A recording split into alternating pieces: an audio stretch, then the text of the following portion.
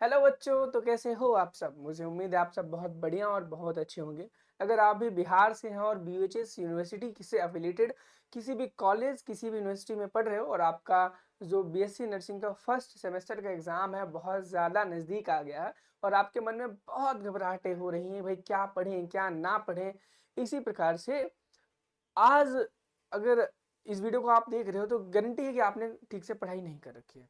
आज मैं इस वीडियो में बात करने वाले कि अगर अभी तक आपने सोशियोलॉजी में नहीं भी कुछ भी पढ़ा हुआ है तो हम ऐसा क्या पढ़ लें कि भाई काफी अच्छे नंबर आ जाए। मैं ये ना कहूंगा कि सोशियोलॉजी आज से मेरे बताए हुए चीजों को पढ़ लोगे तो 75 में से 75 आ जाएंगे, लेकिन हाँ, मेरे बताए हुए टॉपिक्स को अगर आप अच्छे से पढ़ लेते हो, एक बार रिवाइज कर लेते हो, 75 में से 45-50 नंबर मिनिमम आ जाएंगे। मैं जो बताऊंगा मैक्सिमम क्वेश्चन उसी से आएंगे, लेकिन आपकी भी तो कैपेबिलिटी होनी चाहिए उस चीज को करने के लिए, है ना।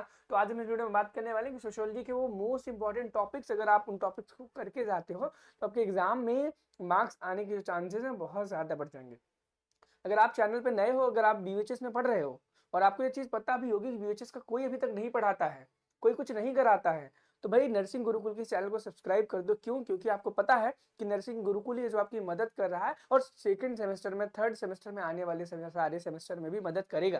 तो जल्दी से क्या करना है, चैनल को सब्सक्राइब कर देना है बिना बदमाशी किए। ठीक है, चलो आगे हम देखते हैं ऐसे कौन कौन से टॉपिक हैं, ऐसे कौन से चीजें हैं जिनको पढ़ करके आप 75 में से 50 नंबर, 45 नंबर, 65 नंबर ला सकते हो बहुत ही आसानी से। आज हम सोशियोलॉजी की बात करेंगे। इससे पहले हम एक वीडियो ऑलरेडी अपलोड कर चुके हैं जिसमें हम एनाटॉमी एंड फिजियोलॉजी के बारे में बात कर चुके हैं। इसके बाद एक और वीडियो आएगा जिसमें हम साइकोलॉजी के बारे में बात करेंगे। तो साइकोलॉजी वाला वीडियो आपको टाइम से मिल जाए उसके लिए आप चैनल को सब्सक्राइब करके रख लेना, नहीं तो ऐसा हो कि भाई साइकोलॉजी वाला आपको वीडियो मिले ही ना। सबसे जरूरी क्या चीज है, साइकोलॉजी वाले के लिए आपको चैनल को सब्सक्राइब करके रखना है। ठीक है, चलो देखो, सोशियोलॉजी में हम ऐसे से बहुत इंपॉर्टेंट टॉपिक्स देखेंगे लॉन्ग आंसर के लिए, शॉर्ट आंसर के लिए एंड एमसीक्यू टाइप के लिए। ठीक है, जिनसे एग्जाम में क्वेश्चन बनते थे, बनते हैं और बनेंगे आगे चल करके। ठीक है, तो सबसे पहले सोशियोलॉजी में जो टॉपिक्स हम कवर करेंगे, meaning and definition of sociology. ये बहुत इंपॉर्टेंट है बच्चों। क्या? ये बहुत इंपॉर्टेंट क्वेश्चन है, meaning and definition of sociology. मैं क्यों कह रहा हूँ बता रहा हूँ। अभी एबीवीएमयू का कुछ दिन पहले ही एग्जाम हुआ था एनाटॉमी एंड फिजियोलॉजी का। उसमें डायरेक्टली ऐसा क्वेश्चन पूछ लिया कि डिफाइन एनाटॉमी, डिफाइन फिजियोलॉजी, और बहुत सारे बच्चे थे जो इस चीज को डिफाइन ही नहीं कर पाए और नंबर कटवा करके चले गए। तो जो इतना बेसिक से क्वेश्चन था कि डिफाइन एनाटॉमी एंड फिजियोलॉजी, और वो नहीं कर पाए, तो आपके एग्जाम में भी एनाटॉमी वाले में डिफाइन एनाटॉमी, डिफाइन फिजियोलॉजी पूछा जा सकता है, सोशियोलॉजी में भी पूछा जा सकता है, साइकोलॉजी में भी इसी प्रकार से चीजें पूछी जा सकती है। उसके बाद importance of sociology in nursing, यानी कि सोशियोलॉजी का नर्सिंग फील्ड में क्या काम है उसको पढ़ना है। और इस क्वेश्चन से बहुत सारे क्वेश्चंस पूछे जाते हैं शॉर्ट नोट वाले क्वेश्चंस में। ध्यान रखना किसमें पूछे जाते हैं, शॉर्ट नोट वाले क्वेश्चंस में पूछे जाते हैं।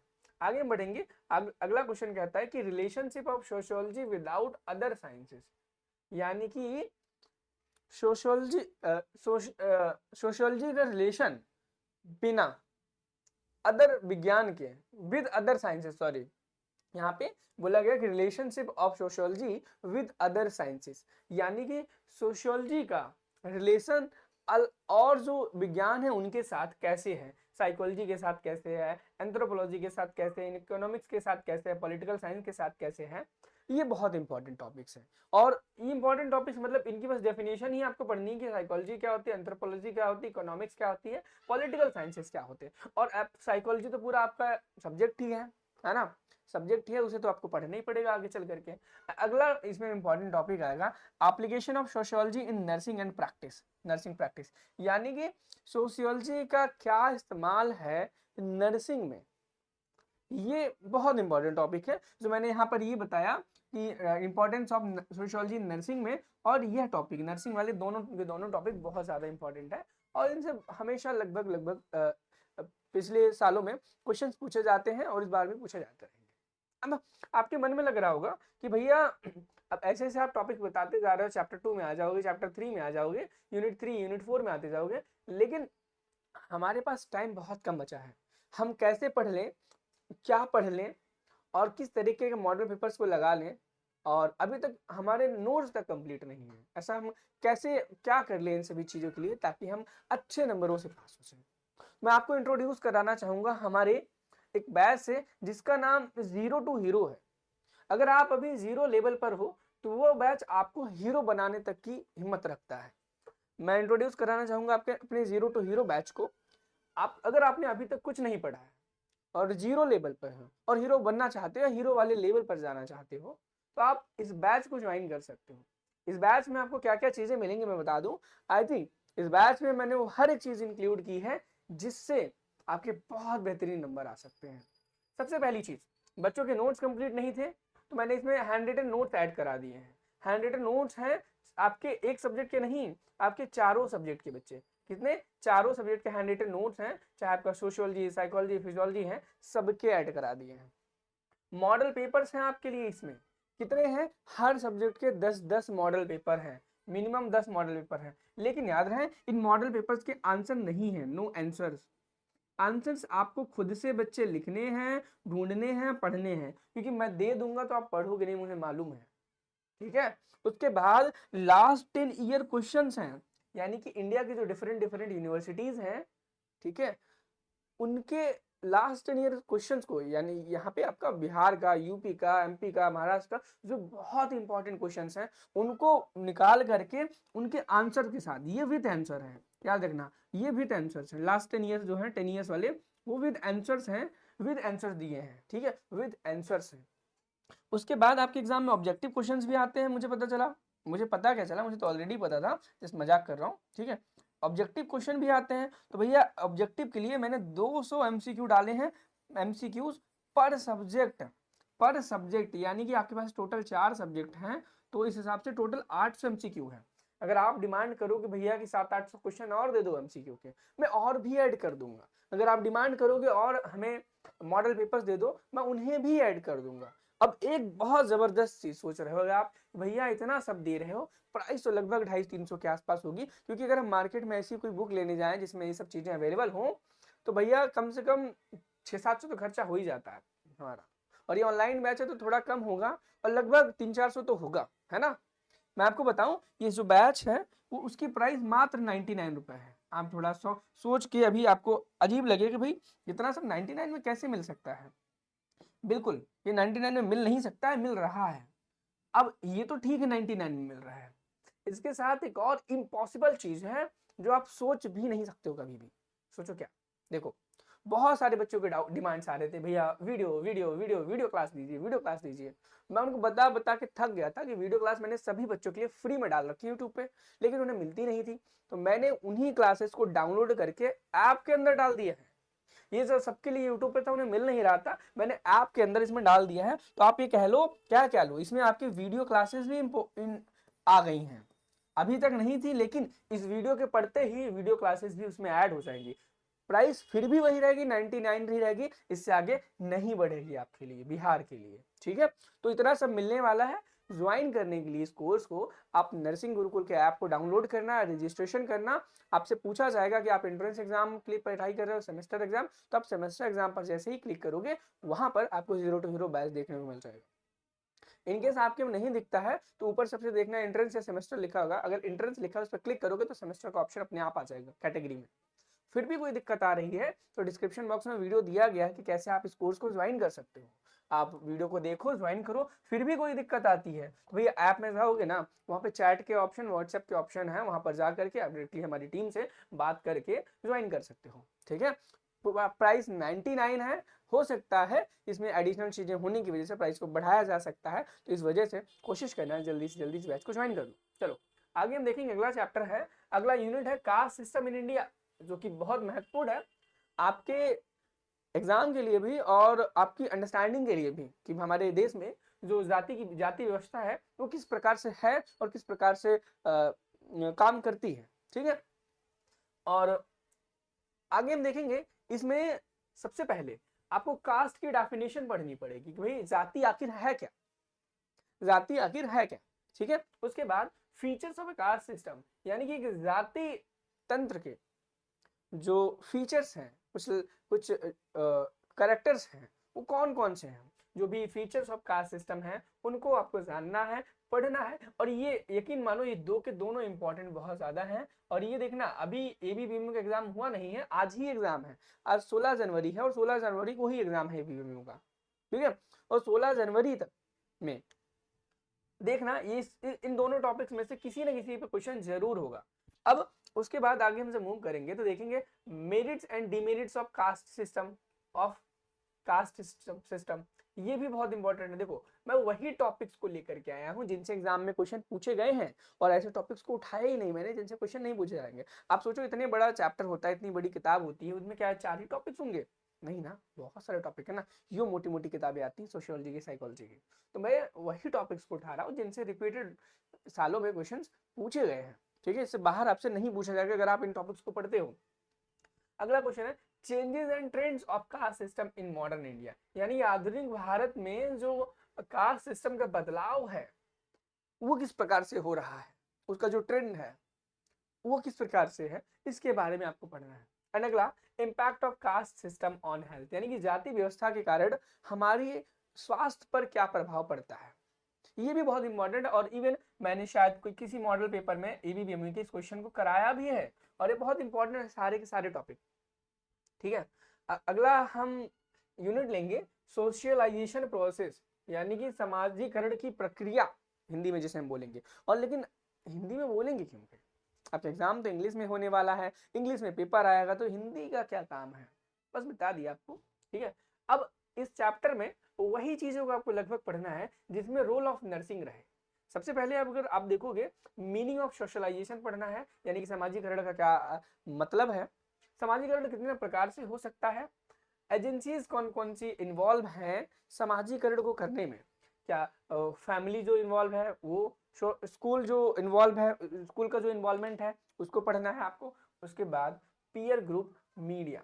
अब याद रखना है इनमें से प्राइमरी ग्रुप कौन है, सेकेंडरी ग्रुप कौन है, टर्शियरी ग्रुप कौन है, क्योंकि प्राइमरी सेकेंडरी टर्शियरी करके आपके एग्जाम में क्वेश्चन पूछा जाता है एमसीक्यू टाइप क्वेश्चन में। तो भाई इन चीज़ों को हमेशा याद रखना ना, primary, family, school, Pir group, media, friends and उसके पॉलिटिकल पार्टी, इनको पढ़ना और इनसे एग्जाम में क्वेश्चन पूछे जाते हैं। अभी देखना मैं सोशियोलॉजी एंड साइकोलॉजी के सब मॉडल पेपर आपको कराऊंगा, उनमें जरूर एमसीक्यू मिलेगा। क्या मिलेगा? जरूर एमसीक्यू मिलेगा। चलिए आगे हम देखते हैं। अगला जो क्वेश्चन है, अगला जो पॉइंट है टॉपिक इस चैप्टर का, role of nurse in socialisation, यानी कि समाजीकरण में एक नर्स की क्या भूमिका रहती है। इस क्वेश्चन को कह रहा हूँ, इस टॉपिक को आपको पढ़ना है। मैंने ऊपर ही बता दिया था रूल ऑफ नर्सिंग, जहां जहां आपसे पूछा जाएगा वो बहुत ज्यादा इंपॉर्टेंट होंगे। अगला जो यूनिट है उसका नाम है फैमिली। फैमिली वाले से हमेशा क्वेश्चन पूछे जाते हैं, जिसमें definition of family, types of family, function of family, characteristics of family, role of family in health and illness. ये देखो ये सारे पॉइंट्स को बहुत अच्छे से पढ़ना है, और ये जो फैमिली वाली आपकी यूनिट है ये सबसे ज़्यादा इंपॉर्टेंट है, ठीक है। इंपॉर्टेंट सभी है लेकिन ये और भी ज़्यादा इंपॉर्टेंट हो जाती है इसके ऊपर वालों के कंपैरिजन में। देखो इतना सब हो रहा है ना, पढ़ने में आएगी दिक्कत ना, इसलिए बोल रहा हूँ भाई 99 रुपए में आप हमारे जीरो टू हीरो बैच को ज्वाइन करके जीरो से हीरो बन सकते हो, ठीक है। तो ज़्यादा सोचो मत, ज़्यादा देर मत करो, फ़ोन में नर्सिंग गुरुकुल का ऐप डाउनलोड करो, उसके बाद जीरो टू हीरो ज्वाइन करो, ठीक है।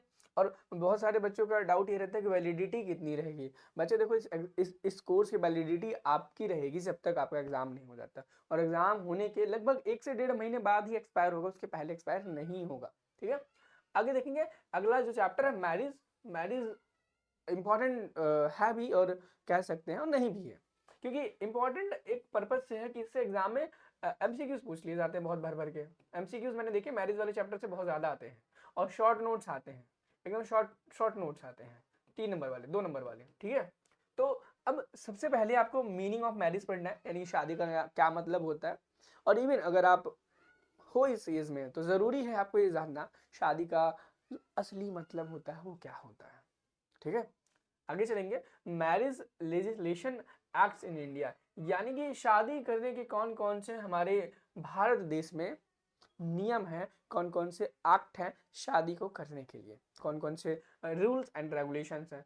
टाइप ऑफ मैरिजेस हैं कि कितने प्रकार की शादियां होती हैं। Importance of marriage in society, यानी कि हमारे समाज में शादी की क्या महत्वाकांक्षा है हमारे समाज में, ठीक है। और ये बहुत इंपॉर्टेंट टॉपिक है, बात करें एग्जाम के पॉइंट ऑफ व्यू से भी वहां से भी है, और उसके बाद हमारे दैनिक जीवन के लिए भी बहुत इंपॉर्टेंट है, जिसे पढ़ना बहुत ज्यादा जरूरी हो जाता है आपके लिए, ठीक है। आगे चलेंगे, अगला क्वेश्चन, अगला यूनिट जो है मैं क्वेश्चन कर रहा हूँ, माल्थीजियन थ्योरी ऑफ पॉपुलेशन, यानी कि माल्थीजियन थ्योरी क्या होती है पॉपुलेशन की। अब इसमें हमेशा क्वेश्चन पूछा जाता है स्ट्रक्चर से। सबसे पहले माल्थीजियन थ्योरी ऑफ पॉपुलेशन में इन्होंने किस चीजों के बारे में बताया था, क्या बेसिक इंट्रोडक्शन था इस माल्थीजियन थ्योरी का, वो आपको पढ़ना है। उसके बाद आप देखोगे माल्थीजियन थ्योरी एक्चुअली में क्या है, वो आपको यहाँ पे पढ़ना है और बहुत अच्छे से याद कर लेना है। पॉपुलेशन एक्सप्लॉइटेशन कैसे होता है उसको आपको पढ़ना है, उसको लिखना है, रटना है। पॉपुलेशन एक्सप्लॉइटेशन से बहुत क्वेश्चन आता है। और अगला जो impact of population on growth, यानी कि ग्रोथ वृद्धि पर जनसंख्या का क्या प्रभाव होता है, क्या जनसंख्या पर क्या प्रभाव पड़ता है। रिजल्ट एंड कंट्रोल मेजर्स, यानी कि बढ़ती हुई जनसंख्या के साथ अगर जनसंख्या बढ़ती जा रही है तो उसका रिजल्ट क्या होता है, यानी कि आउटकम क्या आएगा, उसको हम कंट्रोल कैसे कर सकते हैं। इन सभी चीजों के बारे में आपको डिटेल में पढ़ना है, एग्जाम में क्वेश्चन आ सकता है, ठीक है। वैसे आपका ये इतना जो है, ये 4 पॉइंट्स इस चैप्टर के बहुत इंपॉर्टेंट है। लास्ट वाला अगर बात करें थोड़ा सा कम इंपॉर्टेंट है। आगे हम बात करेंगे अगले यूनिट की, यूनिट नंबर 7 आता है। यूनिट नंबर 7 कहता है सोशल डिसऑर्गेनाइजेशन ऑर्गेनाइजेशन, ठीक है। यानी कि सोशल डिसऑर्गेनाइजेशन एंड ऑर्गेनाइजेशन नाम का चैप्टर है, जिसमें मीनिंग ऑफ सोशल ऑर्गेनाइजेशन आपको पढ़ना है कि सोशल ऑर्गेनाइजेशन का क्या मतलब है। उसके बाद आपको देखने को मिलेगा मीनिंग ऑफ सोशल डिसऑर्गेनाइजेशन का क्या मतलब है, कॉजेज क्या है सोशल ऑर्गेनाइजेशन एंड डिसऑर्गेनाइजेशन के, इफेक्ट ऑन सोसाइटी, यानी कि सोसाइटी पर क्या क्या इफेक्ट पड़ता है। और सोशल डिसऑर्गेनाइजेशन में और सोशल ऑर्गेनाइजेशन में नर्सेस का क्या रोल रहता है, ये बहुत इंपॉर्टेंट बन जाता है। आपसे एग्जाम में पूछा जा सकता है डायरेक्टली सोशल ऑर्गेनाइजेशन में नर्स का क्या रोल रहता है, या फिर पूछा जा सकता है कि सोशल डिसऑर्गेनाइजेशन में नर्स का क्या रोल रहता है। और आपसे 2 नंबर में, 3 या 5 नंबर में भी इस क्वेश्चन को बहुत ही आसानी से पूछा जा सकता है और आपसे हवाइयाँ उड़ सकती है, ठीक है। चलिए अगले क्वेश्चन पे चलेंगे। अगला क्वेश्चन, मैं बार बार क्वेश्चन पूछता हूँ बोलता हूँ, इससे थोड़ा सा घबराना मत। अगले यूनिट पे चलेंगे। अगली यूनिट कहती है सोशल प्रोसेस, सामाजिक प्रक्रिया। सामाजिक प्रक्रिया में एक एसोसिएटिव प्रोसेस आता है, जिसमें हम किसी चीज़ों को जोड़ते हैं, जुड़ाव होता है, उसको हम एसोसिएटिव प्रोसेस बोलते हैं। और एक डिसोसिएटिव प्रोसेस होता है, जिसमें हम अलगाव करते हैं एक दूसरे से, चाहे वो कंपटीशन करके, लड़ाई झगड़ा करके, बहुत सारे तरीके से। अब देखिए एसोसिएटिव में जब हम देखेंगे तो कॉपरेशन, यानी कि एक दूसरे का सहयोग करके आपको सोशल प्रोसेस कैसे होती है, अकोमोडेट करके, असिमिलेशन करके, ये 3 है। और आपसे एमसीक्यू में डायरेक्टली पूछ लिया जाएगा कि इनमें से ऐसा कौन सी प्रॉपर्टी है जो कि एसोसिएटिव प्रोसेस की नहीं है, या इनमें से ऐसी कौन सी प्रॉपर्टी है जो कि एसोसिएटिव प्रॉपर्टी है एसोसिएटिव प्रोसेस की। ये क्वेश्चन बहुत आसानी से आपसे शॉर्ट नोट में और एमसीक्यू में पूछा जा सकता है और पूछा जाता है। डिसोसिएटिव प्रोसेस में भी आपसे यही पूछा जा सकता है कि भाई कंपटीशन क्या होता है, कॉन्फ्लिक्ट क्या होता है, आइसोलेशन क्या होता है। 2.5 नंबर में, 2.5 नंबर बोल रहा हूँ, 3 या 2 नंबर वाले जो शॉर्ट आंसर क्वेश्चन आते हैं उनमें भर भर के पूछा जा सकता है। और ऑप्शन वाले क्वेश्चन भी मैंने बनते हैं, मैंने जैसे बताया, आपसे पूछ लेगा कि इनमें से कौन सा डिसोसिएटिव प्रोसेस है, इनमें से कौन सा डिसोसिएटिव प्रोसेस नहीं है, ठीक है। और इसी हिसाब से हमारा 8वां जो पॉइंट था, 8वां यूनिट, वो खत्म हुआ। उसके बाद सोशल कंट्रोल, सामाजिक नियंत्रण किस प्रकार से हम कर सकते हैं उसके बारे में पढ़ेंगे। अब यहाँ पर जब हम आएंगे तो देखेंगे कि मीनिंग ऑफ सोशल कंट्रोल क्या है, यानी कि सामाजिक नियंत्रण जो है उसका क्या मतलब है, एक्चुअल मीनिंग क्या है इसका, वो पढ़ने को मिलता है। उसके बाद टाइप्स ऑफ सोशल कंट्रोल, यानी कि सामाजिक जो नियंत्रण है कितने प्रकार के होते हैं, वो आपको पढ़ने को मिलेगा। एजेंसीज ऑफ सोशल कंट्रोल, यानी कि सोशल सामाजिक कंट्रोल में कौन कौन सी एजेंसीज इन्वॉल्व हैं, वो आपको पढ़ने को मिलेगा। सोशल प्रॉब्लम्स इन इंडिया, सामाजिक समस्याएं क्या क्या है हमारे भारत देश में, उसके बारे में आपको यहाँ पे पढ़ने को मिलेगा। और ये इनमें से सबसे अगर इंपॉर्टेंट बात करें तो आपको मीनिंग ऑफ सोशल कंट्रोल बहुत ज़्यादा इंपॉर्टेंट है, और सोशल प्रॉब्लम्स इन इंडिया, ये 2 इंपॉर्टेंट टॉपिक बहुत ज़्यादा है। इंपॉर्टेंट तो खैर सारे हैं जितने मैं बता रहा हूँ, लेकिन ये 2 ज़्यादा इसमें से इंपॉर्टेंट है, ठीक है। चलो आगे हम चलेंगे सोशल स्ट्रैटिफिकेशन, और इससे मैंने देखा है कि क्वेश्चन बहुत भर भर के आता है। सोशल स्ट्रैटिफिकेशन क्या है, जिसमें आपको मीनिंग पढ़नी है सोशल स्ट्रेटिफिकेशन की, और forms of social stratification, agencies of social stratification और एजेंसीज ऑफ सोशल स्ट्रेटिफिकेशन, ये बहुत इंपॉर्टेंट है। मैंने जितने भी एबीपीएमसी के मॉडल पेपर कराए हैं, प्रीवियस ईयर कराए हैं, सब में यही चीज देखने को मिली है कि आपसे पूछा गया agencies involve in social stratification को डिफाइन करो, डिफाइन करो, डिफाइन करो, बहुत पूछा गया, आपसे भी पूछा जाएगा। इम्पैक्ट ऑन हेल्थ, यानी कि सोशल स्ट्रेटिफिकेशन का क्या प्रभाव पड़ता है हेल्थ पर, ठीक है। एंड हम आगे निकलेंगे अर्बन एंड रूरल कम्युनिटी में, जिसमें आपको urban community problems, rural community problems, community intervention, role of nurse किसमें, अर्बन एंड रूरल कम्युनिटी में देखने को मिलेगा। आगे हम अगले यूनिट में चलेंगे सोशल चेंज में, जिसमें आपको, अब देखो सोशल चेंज में भी वही चीजें बहुत ज्यादा इंपॉर्टेंट है जिसमें रोल ऑफ नर्सिंग है। यानी कि अगर मीनिंग ऑफ सोशल चेंज तो भाई आपको जानना ही जानना चाहिए सामाजिक परिवर्तन क्या है, ठीक है। अब उसके बाद theories of A social change, यानी कि सामाजिक परिवर्तन में कौन कौन से थ्योरीज दी गई हैं, ये आपको पढ़ना है। Factors influencing the social change, ऐसे कौन कौन से फैक्टर्स हैं जो कि सोशल चेंज को इन्फ्लुएंस करते हैं, और बाकी सोशल चेंज में सामाजिक बदलाव में नर्सिस का क्या रोल रहते हैं, क्या भूमिका रहती है, उसको आपको पढ़ना है। बाकी अगले क्वेश्चन को, अगले चैप्टर को देखें तो अगला चैप्टर कहता है social welfare programmes in India, यानी कि समाज कल्याण के लिए कुछ प्रोग्राम चलाए जाते हैं, उनके बारे में आपसे यहाँ पे कहाँ बात की गई है, जिसमें मीनिंग ऑफ सोशल वेलफेयर यानी कि समाज कल्याण के बारे में बोला गया कि मीनिंग क्या होती है समाज कल्याण की, वो बताना है आपको। Major social welfare programmes in India कौन कौन से हैं, यानी कि सबसे बड़े बड़े समाज कल्याण विभाग के कौन कौन से प्रोग्राम हैं जो इंडिया में रन हो रहे हैं, ठीक है, उसके बारे में। ऑब्जेक्टिव्स क्या है, रोल ऑफ नर्सेस क्या है इनमें, वो पढ़ना है। उसके बाद डिफरेंसेस में आओगे, हाँ ये बहुत इंपॉर्टेंट है, ये आपसे डायरेक्टली पूछ लेगा कि कल्चर एंड सिविलाइजेशन में डिफरेंस क्या होता है, शॉर्ट नोट्स में। सोसाइटी वर्सेस कम्युनिटी पूछ लेगा, बहुत बहुत बहुत पूछा जाएगा। और इन ग्रुप वर्सेस आउट ग्रुप पूछेगा, लेकिन ये दोनों बहुत ज्यादा इंपॉर्टेंट है, ऊपर वाले मोस्ट इंपॉर्टेंट। इन ग्रुप आउट ग्रुप तो मैंने आज अभी ऐसा तो किसी भी पेपर में, किसी भी मॉडल पेपर में नहीं कराया, लेकिन ये ऊपर वाले culture diversity, diversity versus uniformity, ये इंपॉर्टेंट थोड़ा सा कम है, लेकिन आपका कल्चर वर्सेस क्लास लैग ये बहुत इंपॉर्टेंट है और बहुत बार एग्जाम में पूछा गया हुआ है। एंड कास्ट वर्सेस क्लास की अगर हम बात करें तो यह भी बहुत ज़्यादा इंपॉर्टेंट है। क्या है, बहुत ज़्यादा इंपॉर्टेंट है बच्चे, क्या है, बहुत ज़्यादा इंपॉर्टेंट है, आपसे एग्जाम में पूछे जाने की जो संभावना है बहुत ज़्यादा लेवल की है। क्या है, बहुत ज़्यादा लेवल की है, ठीक है। चलो उसके बाद अगर हम आगे मूव करेंगे और देखेंगे तो यहाँ पे आपको शॉर्ट नोट्स में इन टॉपिक से क्वेश्चन पूछे जा सकते हैं। Mobility, types of indicator, social group classification, transcultural society, crisis intervention, इस प्रकार से बाकी लिस्ट इंपॉर्टेंट टॉपिक में है, आप इन्हें भी एक बार देख सकते हो। बाकी बस ठीक है। और ये सारी की सारी आज हमने सोशियोलॉजी का एक पोर्शन कंप्लीट किया, जिसमें हमने बात की सोशियोलॉजी, पूरी सोशियोलॉजी में कौन से ऐसे यूनिट्स हैं, कौन से ऐसे टॉपिक्स हैं जो बहुत ज़्यादा इंपॉर्टेंट है आपके एग्जाम के लिए, ठीक है। आई थिंक आपको सारी चीज़ें समझ आई होंगी और आप पढ़ोगे आज से, अगर आपने अभी तक नहीं पढ़ा था, इन टॉपिक्स को देखने के बाद यही टॉपिक्स को पढ़ोगे, ठीक है। तो आई थिंक आपको सारी चीज़ें समझ आई होंगी सोशियोलॉजी के पेपर के लिए आखिरी टाइम में आपको क्या पढ़ना चाहिए, क्या नहीं पढ़ना चाहिए। मुझे उम्मीद है आपको सारी चीज़ें समझ आई होंगी और आप ज़रूर जल्दी से जल्दी 0 to हीरो बैच को ज्वाइन करेंगे। मिलते हैं अगले वीडियो में, जिसमें हम बात करेंगे साइकोलॉजी के ऐसे कौन कौन से टॉपिक्स हैं जो पढ़ करके आप बहुत ही अच्छा स्कोर कर सकते हो। इससे पहले हम बात कर चुके हैं एनाटॉमी एंड फिजियोलॉजी की, अगर आपने वो वीडियो अभी तक नहीं देखा है तो डिस्क्रिप्शन बॉक्स में जो हमारा प्लेलिस्ट वगैरह है वहाँ पर जाकर के चेक कर सकते हो। और चैनल पे नए थे तो चैनल को सब्सक्राइब कर लेना ताकि अगली वाली वीडियो आप तक पहुँच सके। Thank you, have a nice day, bye bye.